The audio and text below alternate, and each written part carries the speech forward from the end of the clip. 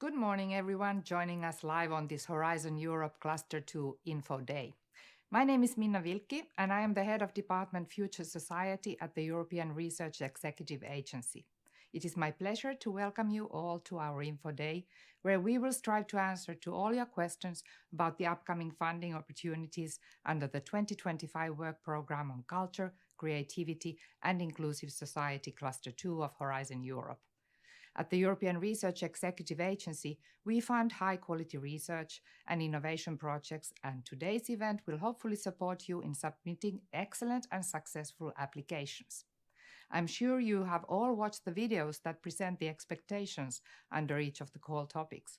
We also provided videos on the call process. Today will be about answering to your questions. I invite you to submit your questions via Slido using hashtag CL2InfoDay. Please choose the right room in Slido under which you would like to pose your questions and specify the call topic. As for today's program, at 10 a.m. Brussels time, we will start with the destination Democracy and Governance. At 11:15, we will answer questions on the calls on cultural heritage and European Collaborative Cloud for Cultural Heritage. After lunch, we will resume at 13:30 with a session on destination social and economic transformations. And I will meet you all again for the last session at 14:45, where we will respond to questions on cross-cutting issues, as well as provide tips for applicants and novelties. Any questions we cannot answer today will be published in the FAQs on this website.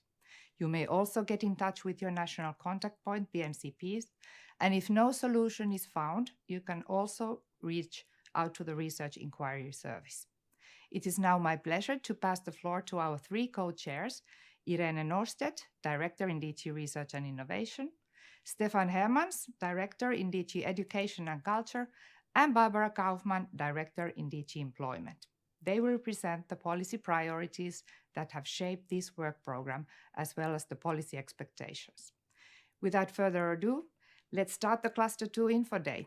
I hope for many stimulating questions from all of you. Over to you, Irene. So thank you so much, Minna, and welcome to all our viewers. And my name is Irene Norstedt. I am Director in the DG Research and Innovation for the People Directorate Health and Society.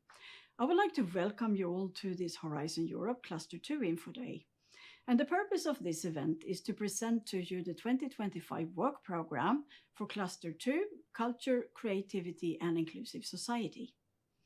So all the links to the presentations of our call topics for democracy, cultural heritage and social transformations are available on the website of this event. I would like to also invite you to take the opportunity to make questions online via the Slido tool. I would like to remind you that this is a one-year work program for 2025. However, it is also part of the three-year strategic plan, which runs from 2025 to 2027. And this is the last strategic plan for Horizon Europe.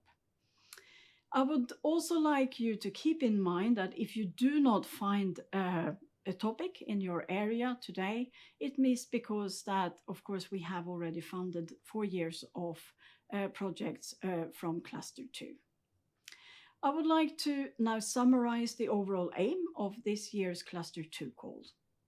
So, first of all, it aims to bolster the resilience of democratic systems, protect them from threats, and enhance citizens' participation. It also aims to safeguard and promote cultural heritage, and we are thrilled that this year we are also launching a new European partnership for resilient cultural heritage. In addition, it aims to support innovation in the cultural and creative industries and also to anticipate the social, economic, technological, and cultural transformations that our societies are facing. In addition, we would like to provide evidence-based policy options for socially just, fair, and inclusive Europe. And now I would like to zoom in on some of the challenges we are asking for the research community to respond to in the area of democracy and governance in particular. Here we would like to fund research ideas in 3 focus areas. The first area covers the global challenges confronted with our democracies, and here we will fund a network to counter disinformation and foreign information manipulation and interference. It will build on the work of ongoing research projects in this area. We will also fund projects to investigate the intersection between open strategic autonomy, economic and research security, and EU foreign policy. This will become crucial in a world of major powers where geopolitical shifts are questioning the foundations of a rule-based order.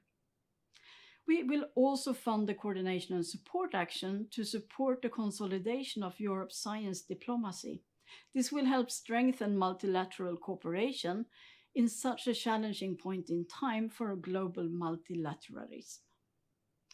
The second focus area aims to increase the resilience of democracy in the face of external and internal threats. This is one of the main political goals of the current Commission's mandate, and we aim to fund research about the nature of extremism and drivers of radicalism, polarizations, and hate speech. We will also fund the appeal to autocratic tendencies and authoritarianism, and in addition, the fight against disinformation while ensuring the right to freedom of expression.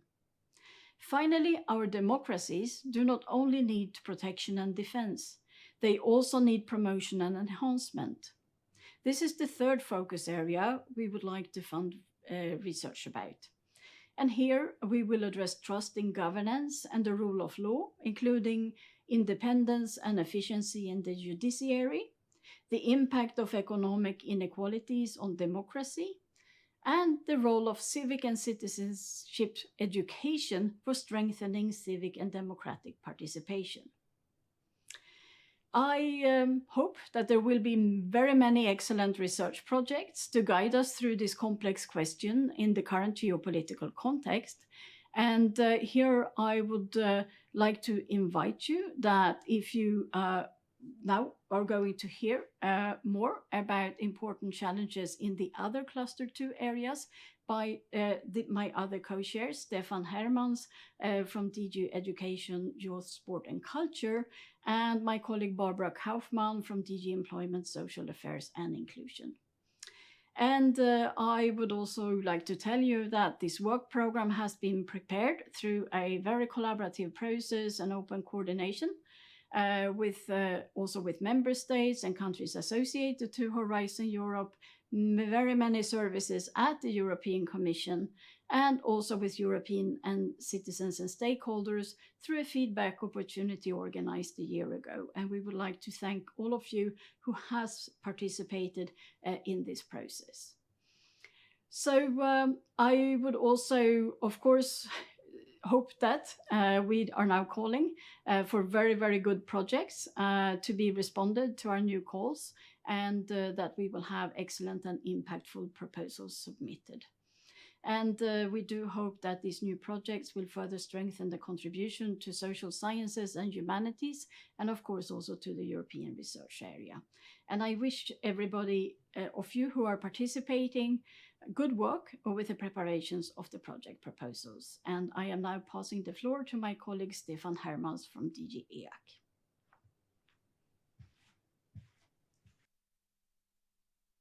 Thank you, Irene, and good morning. I'm Stefan Hermans, Director for Policy Strategy and Evaluation at the Directorate General for Education, Youth, Sport and Culture. It's a pleasure to address you today together with Irene and Barbara. Social sciences and humanities are crucial for economic development and social progress. And that is why SSH features throughout the EU's challenge-based research and has a core cluster by itself. New funding opportunities are being opened up as part of the Horizon Europe work program for 2025. One area covered by the call for proposals is education. The Commission has put education and training high on its political agenda. Within the first 100 days, the College adopted the Union of Skills. It sets out the ambition to quickly close skills gaps for the labour market. and strengthen education and training systems to improve students' learning outcomes, also in the medium and longer term. Today, education also plays a crucial role in strengthening competitiveness and preparedness. Under the Union of Skills, the focus on basic skills has been broadened beyond literacy, math, science, and digital skills to include also skills for citizenship. This aims to preserve our democratic order and counter the spread of disinformation, to develop and implement the Union of Skills. To advance on the European education area, we rely on research to understand what works in education policies and practices. A stronger evidence base will help the EU and its member states to better support teachers and learners alike. These challenges are reflected in our 2025 work program again. For example, the call for proposals number 6 under Destination 3, Transformations, focuses on evaluation and use of evidence in education policy and practice. Or on topic number 7, impact of the learning environment. For this, we would like researchers to investigate how the school's learning environment is affected by the spread of digital technologies and how different socioeconomic groups are affected by the digitalization of contemporary societies. Our call for proposals also includes a large component related to culture. Culture is a foundation of our identity and prosperity. It connects us as human beings. But we also know that cultural heritage and creative industries are drivers for employment, innovation, and a forward-thinking Europe. That's why this Commission is preparing a cultural compass for Europe. But within Horizon Europe, there is also an important novelty, as Irene already mentioned, a new European partnership for a resilient cultural heritage is launched. Further research under Horizon Europe shall investigate the impact of artificial intelligence in the creative sector and strengthen the contribution of cultural heritage to our European competitiveness. We are investing in Europe's capacity to shape technology, including artificial intelligence, rather than merely respond to it. New projects will protect our heritage, and innovative platforms will make it more accessible to all. As President von der Leyen declared, Europe's future depends on innovation, and culture lies at the very heart of that vision. It inspires creativity, tackles challenges, and equips us for the future. The calls for proposal under the 2025 work program are designed to support, for instance, innovative use of technology for documenting and preserving cultural heritage, leveraging artificial intelligence for developing the creative sector, and culture as a means for conflict prevention and as a catalyst for post-conflict reconciliation. I wish you all the best. And now I would like to invite my colleague, Barbara Kaufmann, Director for Employment and Social Governance Analysis at the Director General for Employment, Social Affairs and Inclusion, to continue the presentation.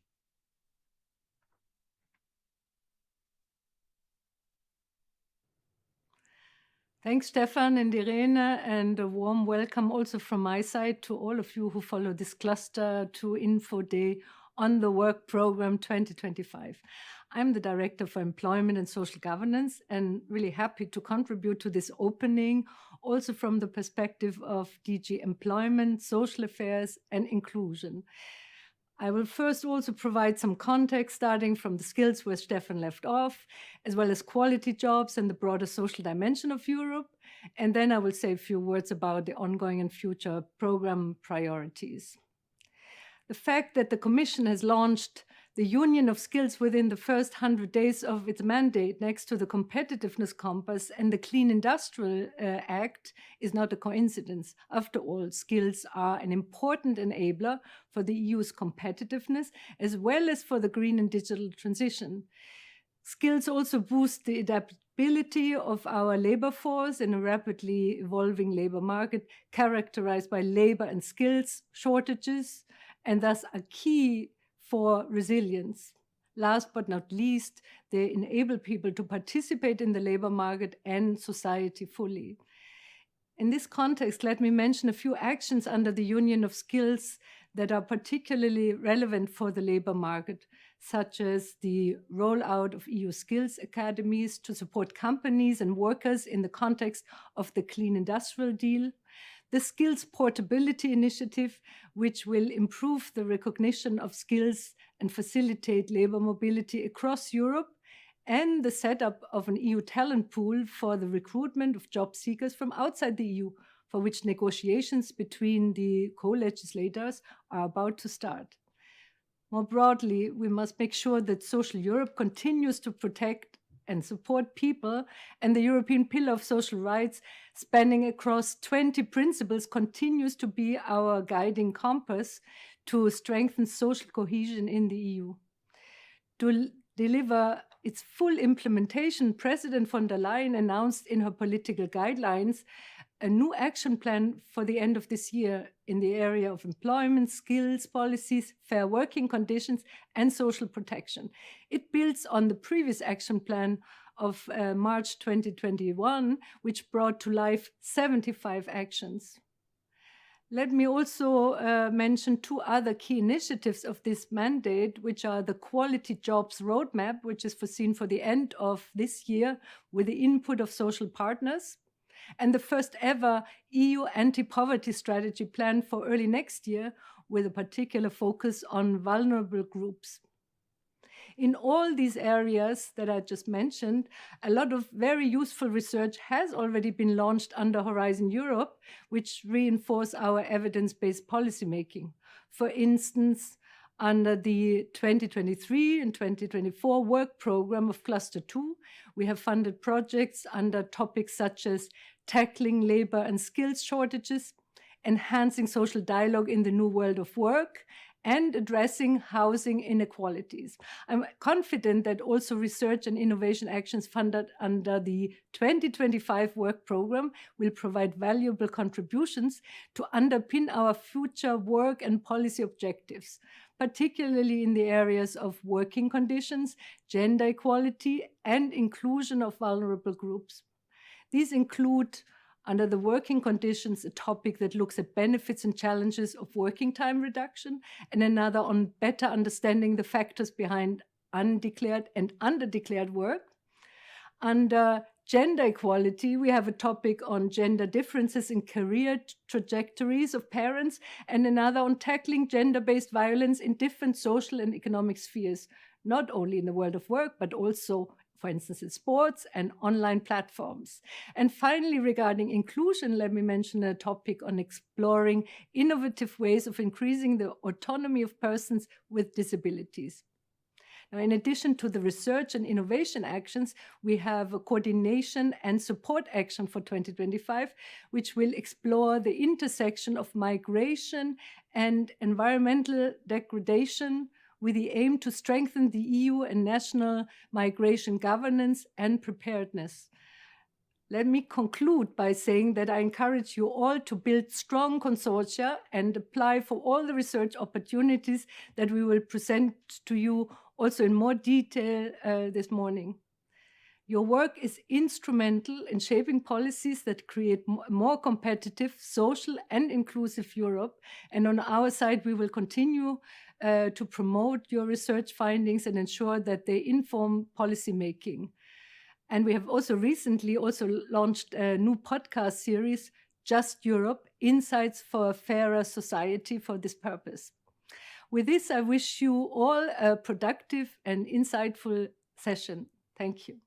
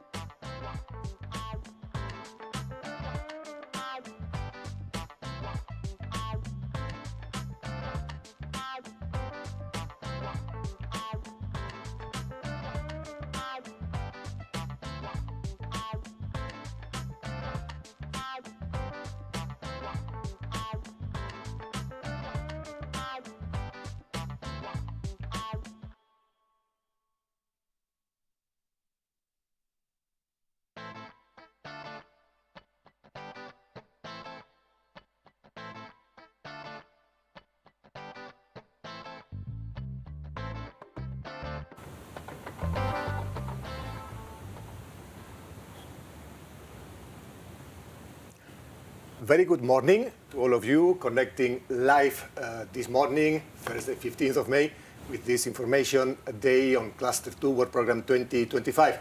And just very warm welcome and regards if you are watching this recording at another moment.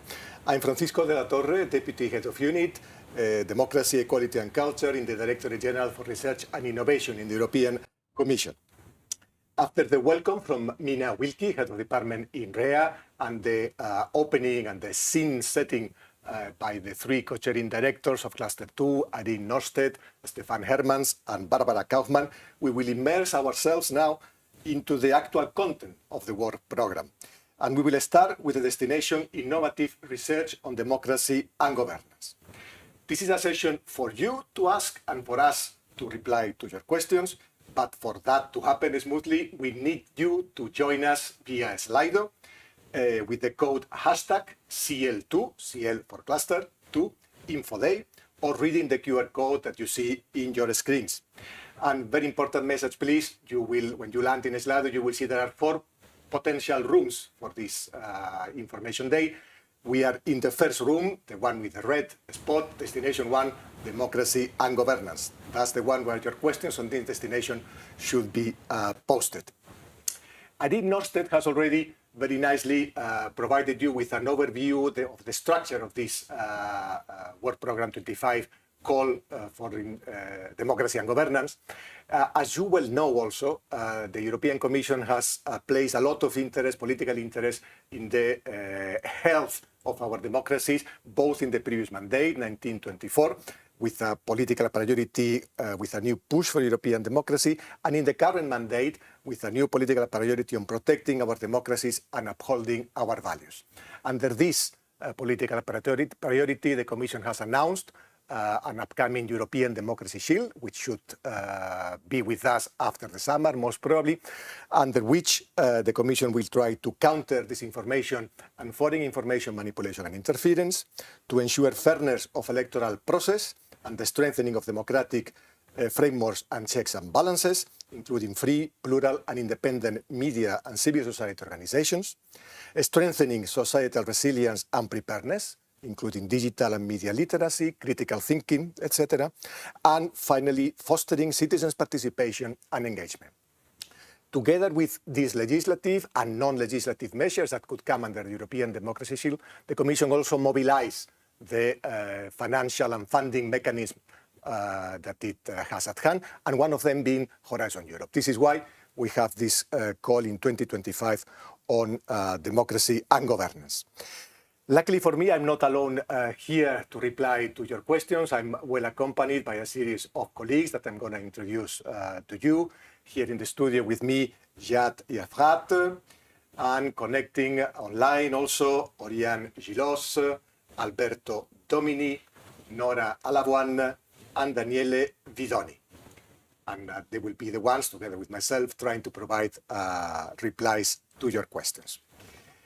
If I may also ask you, when you pose your questions in Slido, ideally try to identify, even with the number of the topic, to which concrete topic of this destination you are referring to. Otherwise, we will do our best to guess to which one you are referring, but if you can help us by pointing to the number of the topic, that will be much appreciated. Without further ado, I think the time is of the essence here, and as I said, we are here to provide replies to your questions, and we are going to start fishing from the Slido questions, the ones that are already rolling in. And there is one that has been most upvoted by some of you. When will the work program for 2025 be published? When will the calls be open? And this is an easy one that I can take myself on the fly. The work program for 25 was adopted by the Commission yesterday. The work program was published and was made available in the Funding and Tenders portal yesterday, and the calls are already available in the Funding and Tenders portal as from today. I don't know if the submission system will already be working for the calls, but the calls are there for you to be seen. And if the submission system is not yet there, it will be available pretty soon.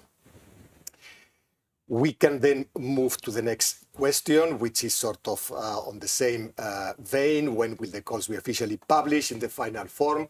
Do you expect any changes in the deadline? As I said, the calls are already there, they are published, and in principle, no changes in the deadline.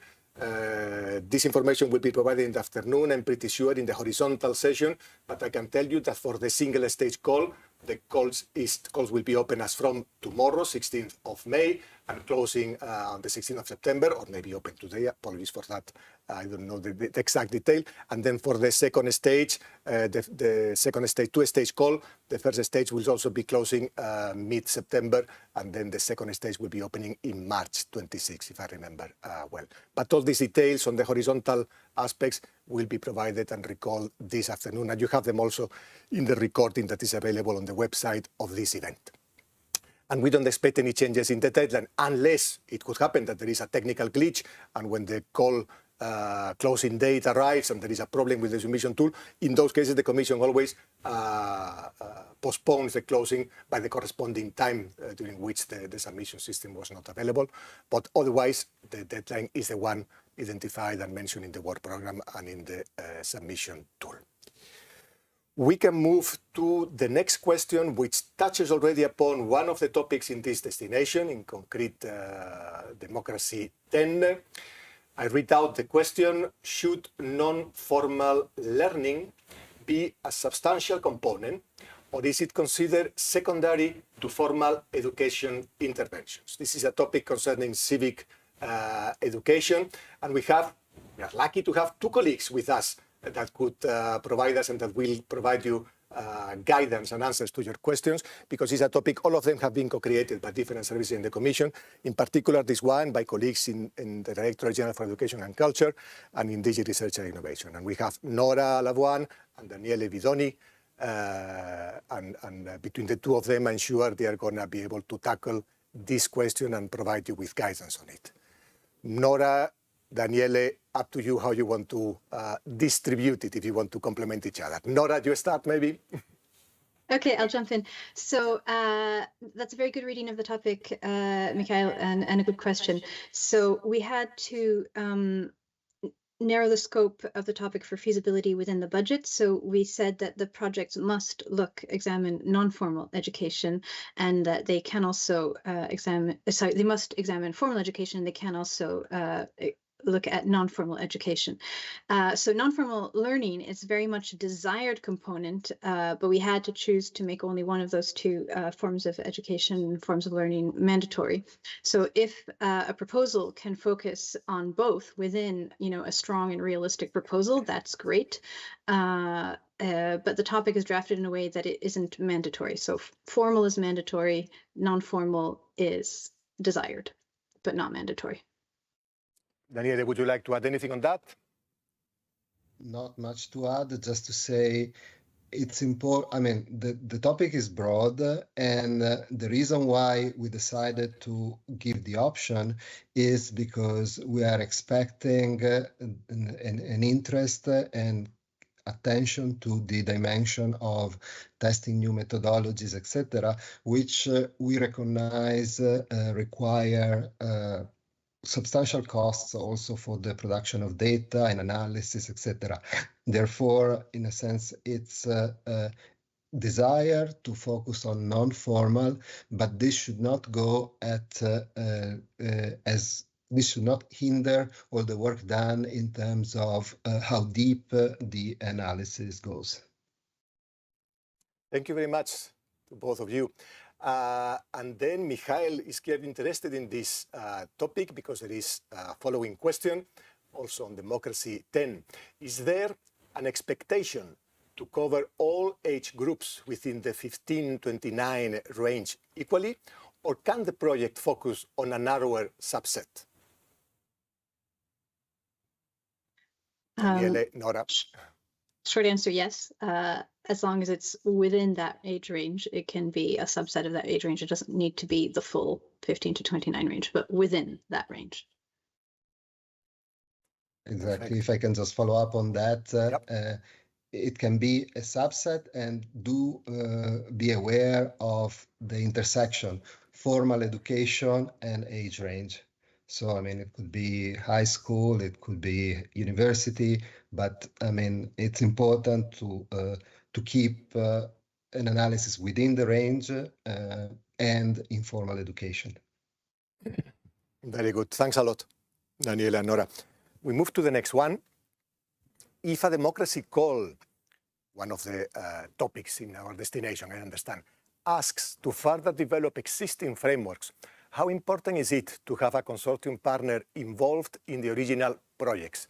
It is of a horizontal nature, this one. I think I can take it myself.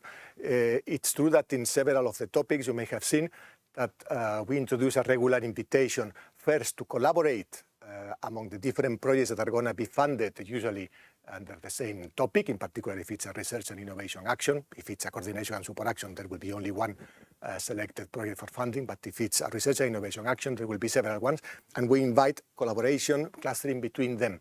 But also in some occasions, we invite them to foresee and to plan for reaching out to other projects from other topics in the past call, in previous calls, or maybe topics in this call that are going to be running in parallel to them, or others that are ongoing, as I was saying, in order to enrich and facilitate synergies and facilitate higher impact from the funded research.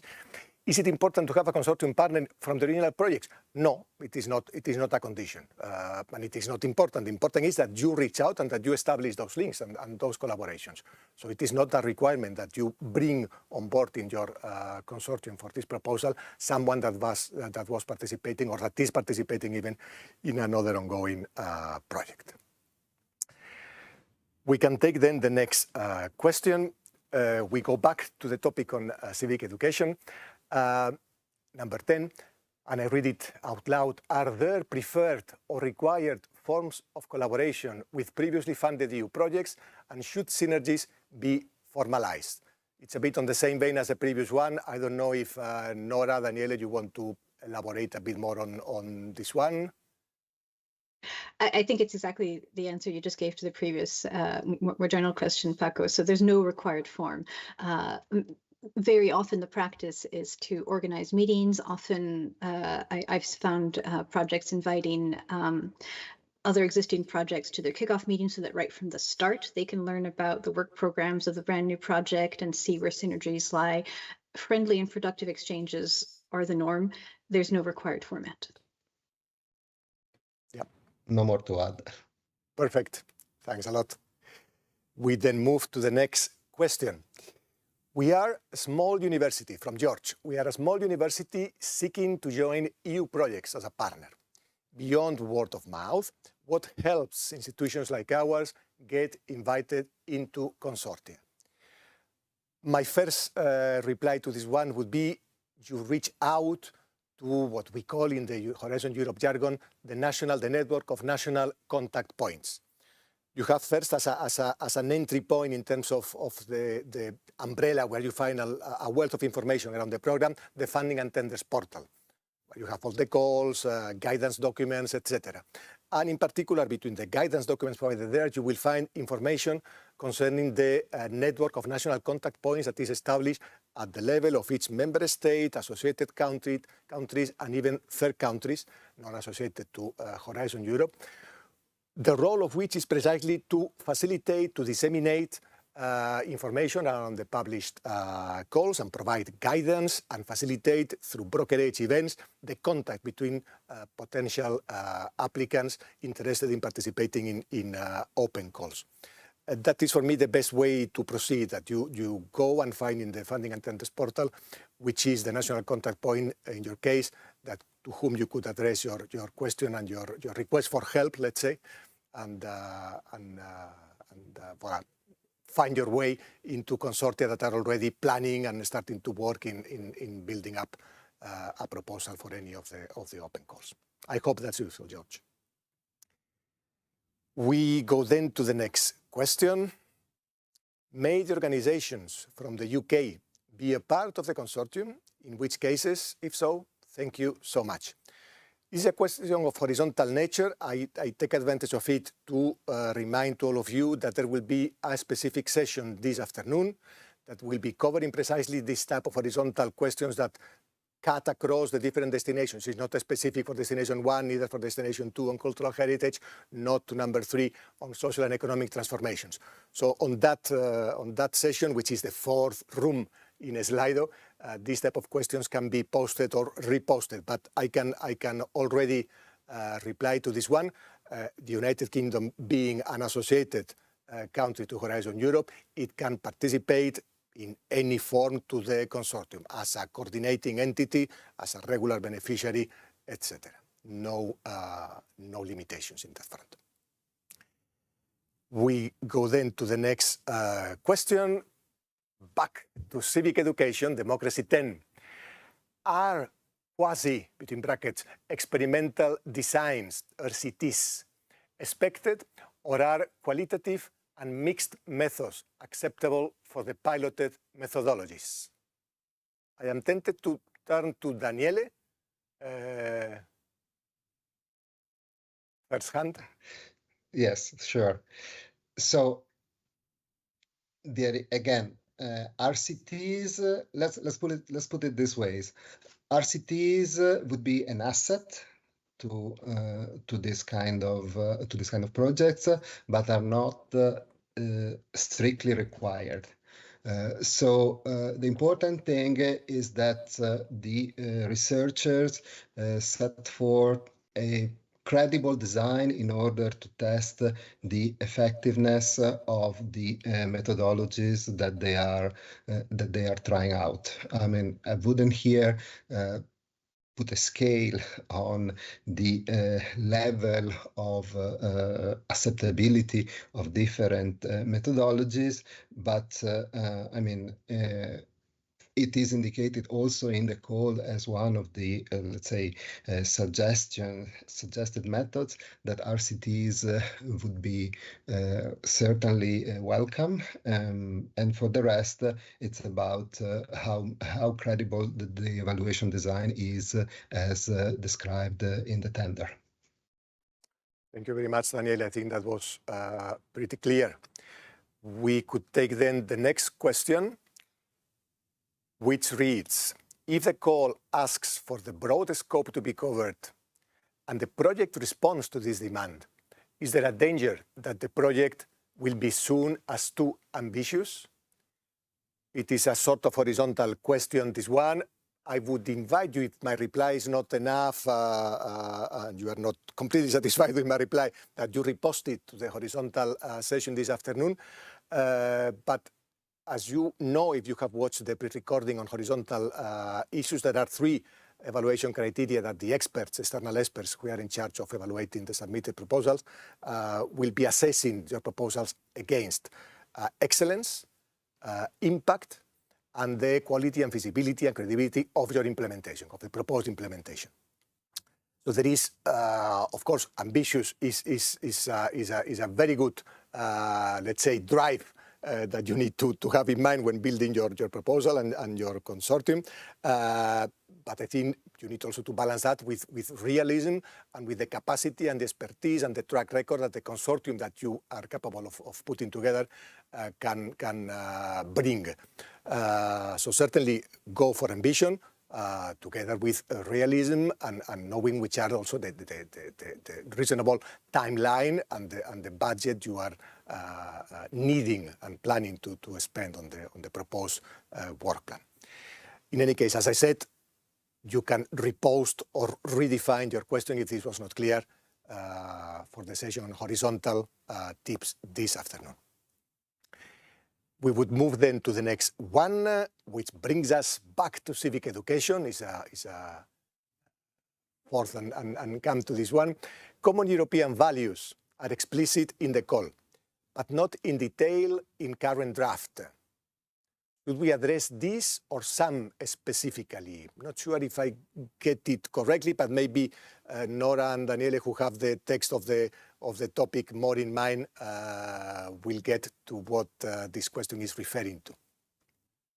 I think so, because it's in the title. It's because we want to focus on civic and citizenship education to strengthen European democracy and EU values. It's in the title, and then not taking off explicitly in detail in the text.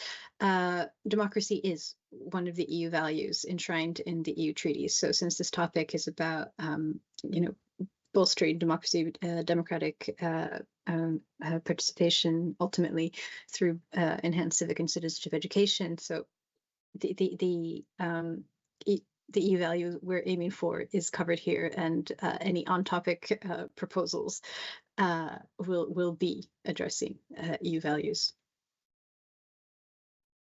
Perfect. Thanks a lot, Nora.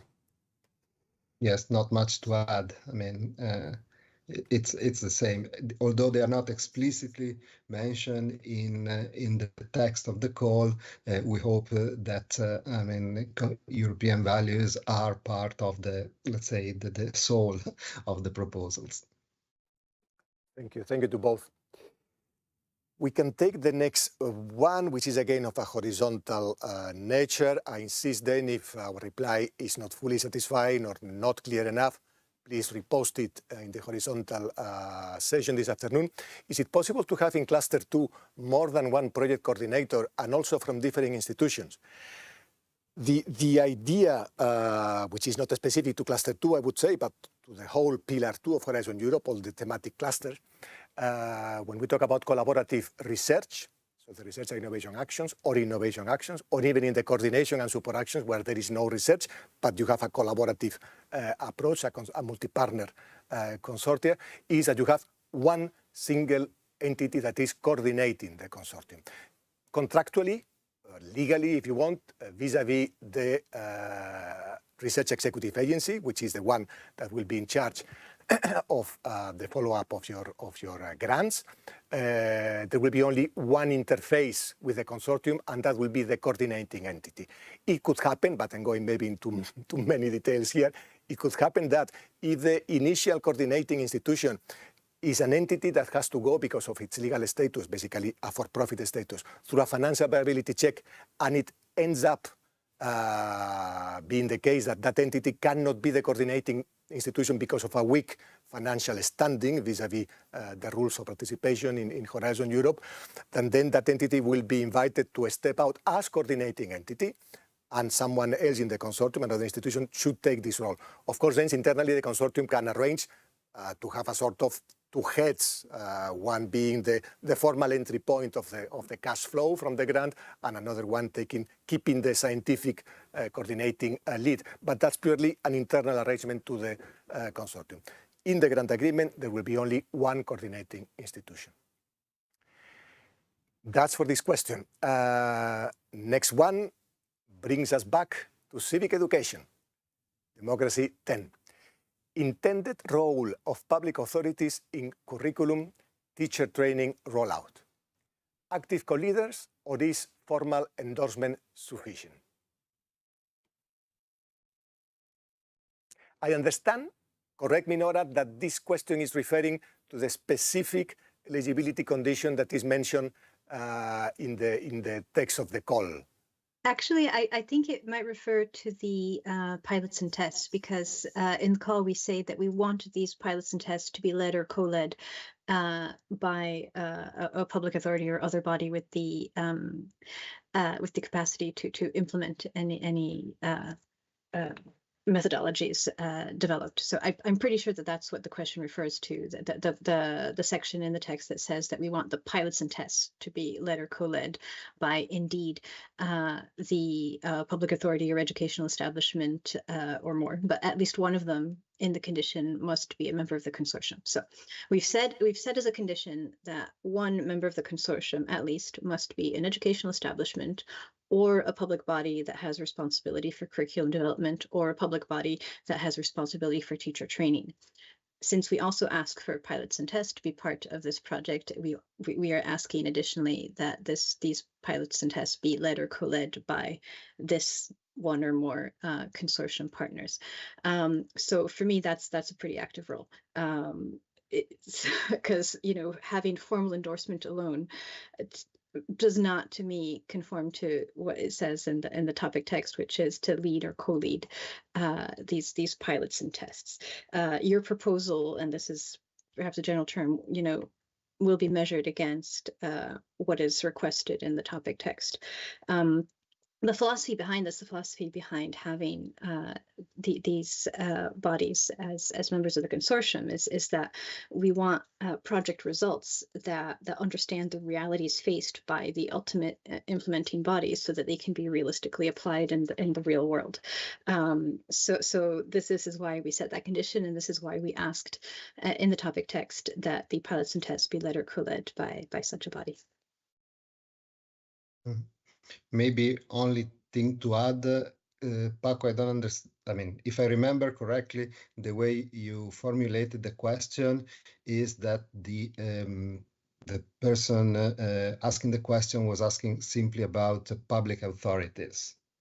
I would suggest to look carefully at the call, because in fact we indicate public authorities or institutions in charge of teacher and training or education and training institutions. So in a sense, there is an entire spread of possible authorities that we want to be involved, exactly for the reasons that that Nora already described. Yeah, indeed. And it's clear that the role is as an active co-leader, a formal endorsement sort of. You submit your proposal with a letter attached to it saying, yes, we are going to support. That's not enough. We want them in the consortium and taking such a role. Thank you very much, colleagues.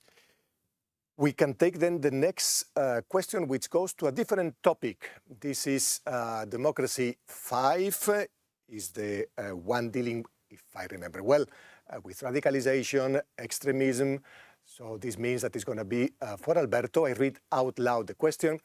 What do you mean exactly for offline or with offline social network? Great, thank you. Thank you very much for this question. I'm very pleased that there is interest for this topic. So for online social networks, we mean the networks which refer to real-world situations and relationships. So like families, a group of friends, also religious groups, or other sorts of community organizations. We know that many of the beliefs and also some of the most extreme and polarizing ideas can also run in these networks, which are based on face-to-face interaction. So we want also really to understand which are the interplays and the consequences of belonging to a specific group, which is not based, of course, on an online situation, an online relationship, in shaping, in having a consequence in the affiliation or in the beliefs of a specific individual or a group of individuals. So this is what we meant by offline social networks. And again, I reiterate in my answer that the research that should be done under this topic will not be only focusing on online networks, but also should also consider the offline ones. Thanks very much, Alberto. We take the following question, which moves to another topic. This is topic number 7, autocratic appeal, nature, drivers and strategies, if I remember well the title. And the question reads, to what extent do you expect an empirical focus on Europe in terms of case studies? And can non-EU cases and partners be involved? And the reply is certainly yes. Yes, to the non-EU case partners can be involved. There is an explicit encouragement in the topic text to have international cooperation, participants from third countries, non-EU countries, in the consortia submitting proposals to this topic on the autocratic appeal. It is obvious the richness that can bring also comparative studies, even if the outcomes and recommendations from this topic are going to aim at national or regional policy makers in EU member states, associated countries.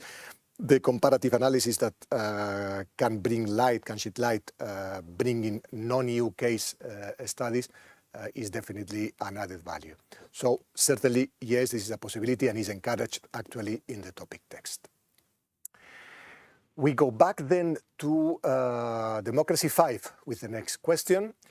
The outcomes section refers to EU and national decision policymakers? Are local and regional governments also relevant stakeholders and consortium partners? This goes to Alberto. Yes. So, well, in terms of engagement, of consultation of local or regional authorities or agencies in the research efforts of the consortia, yes, of course. The answer is yes. I mean, we are very pleased that the consortia eventually will consider consulting and involving the research efforts stakeholders on the ground, more closer to the citizens, like the regional ones. And in terms of eligibility, in case regional authorities, agencies would like to be part of this consortia, according to the regulation, yes, they are eligible, and given that they also meet the criteria and they can actually show a valuable contribution to the research which is envisaged. So yes, the answer to this question is yes for both parts of it, and yeah, this also again this goes in the direction of the purpose of the call, so that we really want the research to be the closer as possible to the end users, to the end beneficiaries of the results of this research.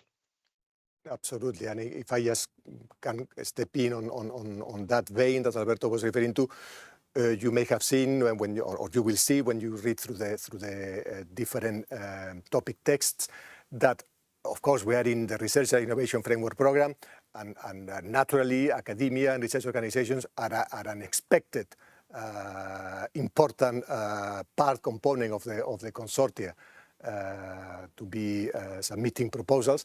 But there is an encouragement in practically all of the topics, but maybe some lend themselves more clearly for that, to a multi-stakeholder approach, inviting civil society, the engagement with civil society organizations, citizen representatives, and with public bodies, different levels of governance, be it local, regional, national level, because we want the research being funded by this destination on democracy and governance to be ideally taken up by those that have an active role in policy making. Okay, let's move then to the next question, which concerns democracy 9. Is going to be, again for Alberto, if I recall well, is the topic on balancing the fight countering disinformation and the right to freedom of expression.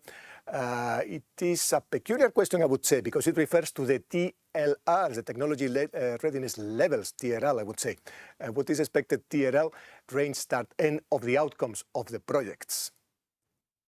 Yes, well, in this topic, this topic is, as it reads, is research and innovation action. So we do not expect the consortia to come with proposals which envisage a very high technology and readiness level. So I would say that the range would be rather small, rather a low TLR. Thank you, Alberto. We go then to the next question, which concerns topic number 11, the one dealing with independence of the judiciary. And the question reads, is a specific attention expected, or is representation expected, of Central and Eastern Europe? This question goes to Jad here in the studio with me. Thank you so much for your question. So in the call, there is no specific mention on any geographical region, actually. The call is really focused on the EU in improving the understanding on current legal practices. So if you find interested with your expertise to bring a specific regional approach, this could be welcome as long as it fits with the expected outcome of the calls. Perfect, that was clear and to the point. Let's go to the next question then in the queue from Professor James Renton, if I read well. It concerns topic 5 again, so it will go to Alberto. I read it out loud. Our project focuses on countering, preventing anti-Semitism and Islamophobia to deliver the outcomes and impacts. Is this focus okay? Yes. Here again, the answer is a sound yes. I think that investigating how to counter and prevent anti-Semitism and other forms of hate against any sort of minority, including, of course, Islamophobia, is very much in line to the expected outcomes of this call. And I might also add that the call, as it reads, really stresses the importance of investigating what's the impact of certain discourses on the youth, on younger groups of citizens. So I think that the research which is envisaged by the Professor James Renton is totally what we expect from the consortia funded under this topic. Thank you very much, Alberto. We can move then to the next question, which refers to Democracy 1. It will be for you, Alberto, again. Is the topic around concerning FIMI, foreign information manipulation and interference. And the question is, what kind of advisory support is expected to be established for practitioners? So yes, so this, just remember, this is a CSA, a communication support action. And here the idea is really to take stock and to exploit in the best way the results of several Horizon 2020 projects on this information that has been funded in the past, and also specifically 6 which are research and innovation action, which are instead ongoing on FIMI. And the CSA is envisaged to build one consortia that is able to provide networking opportunities or other sort of advisory support services to the researchers and to the broader community. So in terms of services, in terms of advisory support, actions, so we expect trainings, other outreach activities, capacity buildings like trainings or seminars, practical tools even like frameworks, also recommendations for policymakers, but also for other sorts of categories that should be involved in the fight against foreign interference and manipulation of information, like we mentioned in the call in the call text, in the topic text, professors or other sort of educators, journalists, media practitioners, because we really want this CSA to be able to provide this support, this advisory support to the broader community, so beyond the simple academic community, the research community. Thanks a lot, Alberto, for your reply. Next one will touch a topic that didn't appear yet. It's topic number 8, inequalities. I read the question, which is: the call does not specify the geographic scope or a geographic scope. Shall we assume a European focus? This question will go to Oriane. Yes, thank you so much for the question. So indeed, the call does not prescribe a strict geographical scope, but proposals are expected to generate knowledge relevant to the European policy context. So as you can see in the scope, the call encourages attention to diverse territorial context, local, national, and transnational. So here there is room for comparative approaches, especially if they can help unpack how economic inequalities affect democracy differently across different regions. That would be my answer. Fantastic, Oriane. That was clear and to the point. We can move then to the next question that goes back to the topic 5. And I read it out loud. Call says we should collaborate with tech companies, law enforcement, media, etc. Do they have to be consortium members, or can they be advisory? They can play an advisory role. I would reformulate it. And this goes to Alberto. The involvement of tech companies, and also, I mean, we mentioned in the topic call the entities which are subject to the DSA or other form of regulation of which have a clear implication in countering and limiting hate speech, hate crime online and offline, and certain extremist movements and polarizing discourse.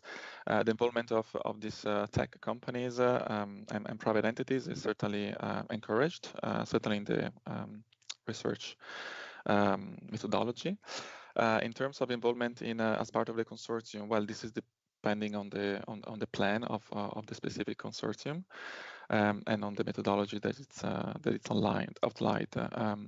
I would certainly not rule out the fact that they can be a valuable contribution in an advisory board. But in terms of being member of the consortium itself, it really depends on what the project aim to do and what's the plan of the consortium partners. Thanks very much, Alberto. Next question, which is going to be for you again, because it refers to topic 9, is sort of similar slightly. I read it out loud. What is expected in terms of international collaboration? Is the advisory board of the consortium of the project, I add, enough, or they should be part of the consortium, the international partners?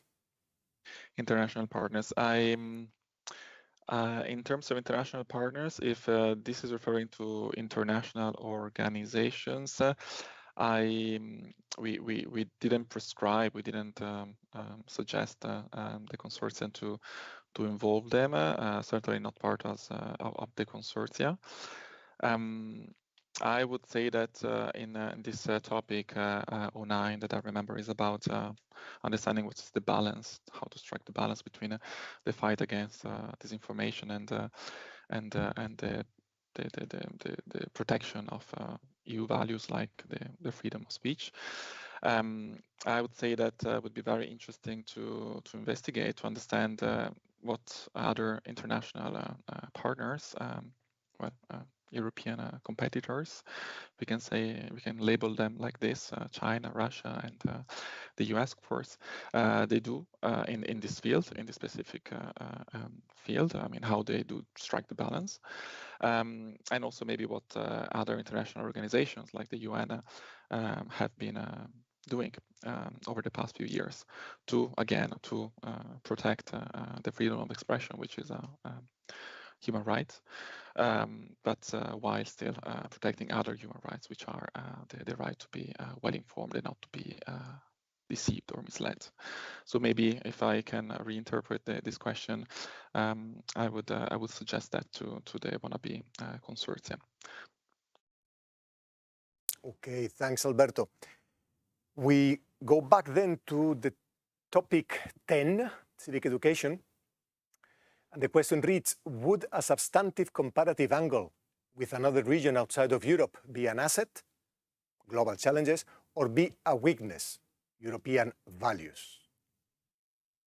There is a sort of balance that I'm not sure I capture in the way the question is formulated, but I repeat it out loud for Nora and Daniele. Would a substantive comparative angle with another region outside of Europe be an asset, between brackets, global challenges, or be a weakness, between brackets, European values? I'm wondering if this applies to the topic on civic and citizenship education. We certainly don't ask for a comparative angle. We also don't mention a geographic scope, it's true. I would say if you can defend posting the question in your is proposal. that, sorry, Nora, I was saying that maybe to clarify that maybe the way it's formulated, the weakness, is because indeed in the title of the topic we made this reference to values that you were referring to before in a previous question. And maybe they are thinking that if they bring on board a comparative angle looking outside Europe, it would be a weakness for the proposal in the sense that then sort of the focus is lost on the European values because of that comparative angle. I have a difficulty to see that it would be a weakness, but may I, of course, give a...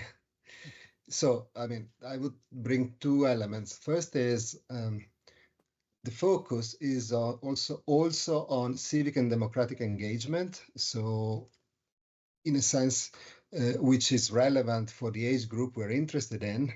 Therefore, and on the other side, I mean, we are interested in Europe. Therefore, let's say, experience and a focus on a different part of the world, in a sense, is relevant. It can certainly relevant. It can certainly be an asset, but it needs to be clear what that approach brings to the content of the tender, which at the end needs to give us something usable for Europe. And that's also why, for example, we have these things, all this idea of testing out the curricula, whatever is done in European countries. So in a sense, it can be an asset, but don't overdo it. That would be my take on that. Thanks a lot, Daniele. We move then to the next question in the queue, which goes to Democracy 9. I read it. 6, Democracy 9, the topic, 6 to understand, quote, the categories of stakeholders opposing, combating disinformation, including the drivers of their narratives. So there is a quote of the text of the topic. I read it again. The topic 6 to understand, here is the quote, the categories of stakeholders opposing, combating disinformation, including the drivers of their narratives. And the question is, what does this mean? Well, by this is for me because it's again about yes. this balancing between freedom of expression and of speech and countering disinformation. Here we mean those categories like, I don't know, I just think about certain social media platforms. They do not always have incentives, also economic incentives, to counter disinformation. On the opposite. Viral posts can actually produce more visualizations, more economic outcomes for also for the social media platform. So we mean those economic but also social categories. We wanted to be not vague, but to keep it general here, that not necessarily have incentives to follow European or not European regulations and rules that aim at countering disinformation. And we want here the consortia to really investigate which are the not the hidden, but the roots of this unwillingness to follow the regulations of the EU or of other public entities. So yeah. So this is what we meant. We don't refer to any category in the specific. We would like the consortia to identify them and to identify indeed the drivers that make them not a collaborative category when it comes to countering disinformation. Thank you, Alberto. Hope that was clear for our correspondent. And we stay still in this topic number 9, because the next question refers also to it. And it reads, the topic 6 to understand, is a quote again, understand how digital media shapes public opinion. End of the quote.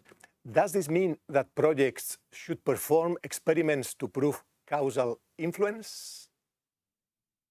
And goes to yes, I would say that, well, in terms of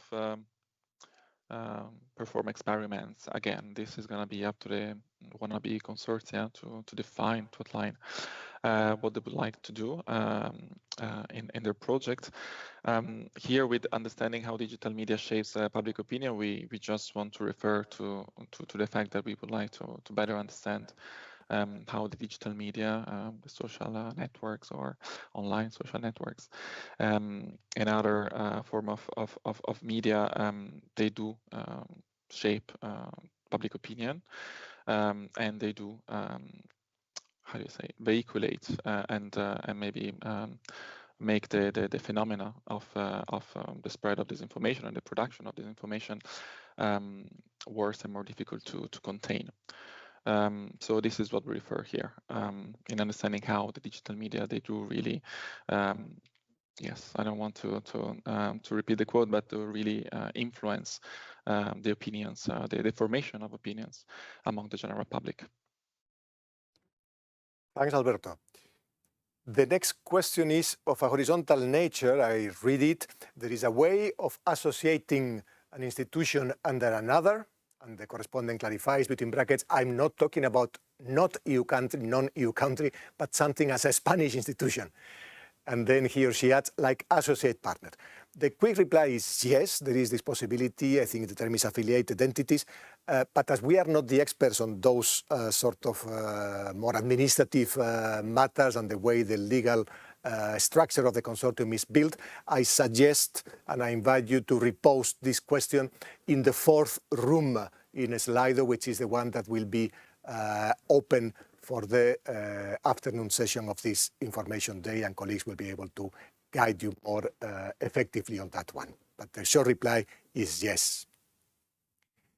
We can move to the next one. Last year, there was a call aimed at the sense of belonging. Is there such a call this year? I understand that our correspondent is referring to a topic that was published under Destination 2, Cultural Heritage and Cultural and Creative Industry sectors in the previous work program. So I suggest you repose this question in the room number 2 in Slido, which is for the session that will start at 11:15 this morning after we finish with this one on Destination 1, because it doesn't touch upon our destination. Next question. How important is it to have experienced large entities in the consortium? How friendly are the calls for newcomer, smaller entities, yet efficient, friendly yet efficient? This is a question of a horizontal nature. It's not specific for this destination, but if I can dare to give you a reply on this one, the topics and the calls are prepared and are drafted not having a specific type or size of entity in mind. I mentioned before a similar question, related question, that certainly being a research and innovation framework program, it is natural that research organizations and academia, universities, are part and parcel of the consortia that are going to be funded. But you will see invitations in many of the topics I mentioned before to the engagement with other type of stakeholders, in particular civil society organizations in our field of democracy and governance, and policymakers, public entities with a role in policy making, be it at the European level, at the national level, at regional level. In other destinations, there is even the window of opportunity, also in ours, but more clearly in others, for SMEs, for small and medium enterprises, to participate also in the calls. Horizon Europe is very much open to newcomers, and the idea of facilitating and spreading the information and ensuring fairness and transparency is a guiding principle of the framework program. That's why the funding and tenders portal is there at a single entry point for everyone. And that's why the national contact points that I referred to before, the network of national contact points, is there also to facilitate the spreading of this information in a capillary way to the different constituencies at national and at local level. So my advice would be, if you are a newcomer, your entity doesn't have participated in the past in the program, reach out to your national contact points, make use of the information that is available in the portal in order to build the consortium. Of course, it becomes easier if you are hand in hand with someone that has already experience, but the rate of newcomers making it to the funding steps, to the selected step, let's say, is not negligible, and we are rather satisfied with the pace. Let's move to the next question. We are back to civic education. I read the question: does the call require the consortium to include a secondary level curriculum-involved beneficiary in each country that we are conducting testing?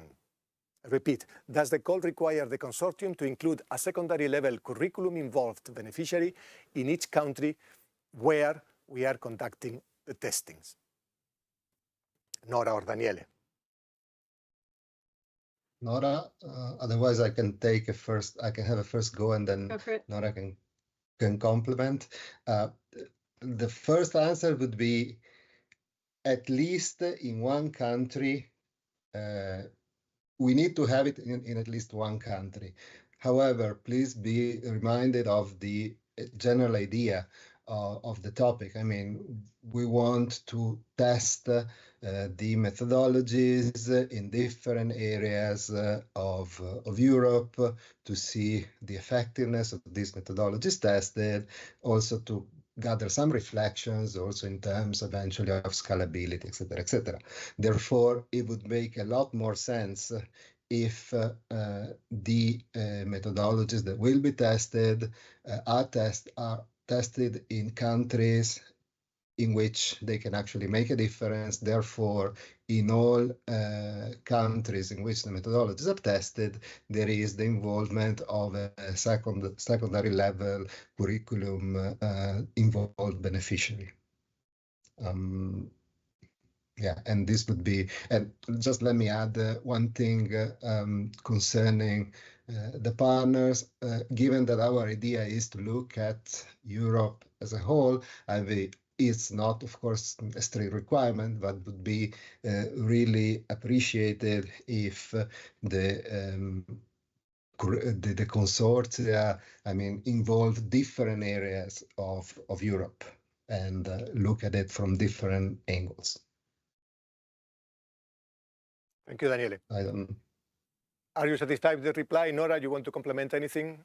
Yeah, I mean, so very technically, the call does not require this, but your proposal should be coherent. So whatever you set up, whatever consortium and other partners you involve, just make it coherent to the work you propose to undertake in your proposal.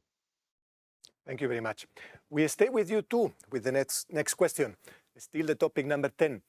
What is the role of the required civil society organization? Can the panel explain, can you explain how they see the CSO fitting into a project? So this is again about the eligibility condition that at least one member of the consortium must be a civil society organization. And the reasoning behind this is that is to improve the strength of the project and its results and their applicability. And so for the idea of having a CSO involved is because we want to ensure that the voices of affected communities are heard in the design and implementation of new methodologies. Because when we listen to civil society, we enhance the tools and the policies ultimately that we design. So in this particular topic, a CSO can be a real plus, I think, in developing the pilots and tests. Bear in mind, again, that in the call text, we want the dimensions of disadvantaged youth and gender to be considered in your proposal. And so that's, for example, one way where a CSO would obviously be a representative of the voices of such communities. There's also CSOs involved in the area of education. So there's many different ways a CSO can be involved. The philosophy behind it is that we want to make sure that voices of affected communities are involved right from the start in the development of new methodologies. Thank you, Nora. And only yes, thing Daniele. to underline again, it's collaboration between formal and non-formal learning, that dimension. So a CSO, it's important to involve, but with that background idea in mind. Perfect, thanks a lot. Next question. We are approaching the end of our session that we will need to respect as much as possible because there is an upcoming one after us. But let's try to take another question at least. Is there a minimum and maximum duration for the projects under the democracy subcluster? If there is any specific condition in terms of duration, you should see it in the specific conditions section at the beginning of a topic. If you could find, I have in mind now the topic on towards a research hub on contemporary anti-Semitism, where not as a specific condition, but in the text itself of the copy, in the scope, there is a reference to an expected minimum duration of 36 months. But it is not a hard condition because it's not, as I said, in the specific conditions table. So there is no minimum and maximum duration of the projects. When evaluating the proposals, evaluators will look, okay, what is actually being proposed in the research plan, in the research activities, what is the budget being requested, does it make sense? And is it realistic to achieve what is expected, proposed in the estimated duration? But voila, there is no minimum and maximum unless you see anything mentioned in the specific condition section of a given topic. Let me try to take a last question on topic. I saw It was 8, okay, it's 5. It was not voted, sorry for that. Democracy 5, it is for you, Alberto. Is it possible to work on this topic through a sport or physical activity in young people? Yes, I'm very pleased by this question. The answer is yes. Of course, again, it depends on the purpose and on the ambition of the specific project proposal. But as we said, and as I repeated before, the purpose of this topic is really to investigate which is the impact of radicalized or polarizing discourse on the youth. So going where the youth is and is reachable and is it's possible to involve them in the research activities is certainly something which is welcome. Thank you, Alberto. And allow me to overstretch a few seconds of our time. Last question is going to be on topic 8 for Oriane, economic inequalities and their impact on democracy. The question reads, could you clarify how the call will assess the intersectional analysis of economic inequalities? Yes, thank you for this last question. So indeed, the call expects proposals to integrate intersectional analysis by looking alongside economic inequalities, 3 different other dimensions, such as gender, sex, and disability. Proposals do not need to cover every possible interaction, but should focus on the most relevant one to their research questions. And evaluation will consider how well the proposals incorporates this intersectional approach, not only in the framing of the research questions, but also in the design of methodologies and data collections and analysis. Perfect. Thanks a lot, Oriane, for the brief in the reply also. Very unfortunately, we need to draw a line here because for the next session, of course, our colleagues need to line up and get ready to be with you. We are thrilled by the huge interest and engagement you have demonstrated. There are a series of questions we haven't been able to tackle. We will do our best to go through them, and those that should merit being proposed as a frequently asked question for a given topic, they will appear and they will receive the reply through the funding and tenders portal. Through the section in the call for a specific topic, you will see there is a frequently asked question area where these type of questions that we could reply in written will be appearing and being populated there in the corresponding section of the call. Let me also invite you to make use of the resources that are already mentioned in the website of the Research and Innovation Community, where the Cluster 2 Info Day event has been advertised, in particular the Research Inquiry Service, where you can post these questions and other ones. The Network of National Contact Points of Horizon Europe, I have already mentioned a couple of times during this session, and the frequently asked questions in the Funding and Tenders portal, and the each specific topic that I have already mentioned. Stay tuned, please, because in less than 15 minutes, in 13 minutes, the session on Destination 2, Cultural Heritage and Cultural and Creative Sectors, is going to start. Thank you very much for your attention and your engagement. And it only leaves us wishing you a lot of success and good work in the preparation of your proposals. And bye-bye for now.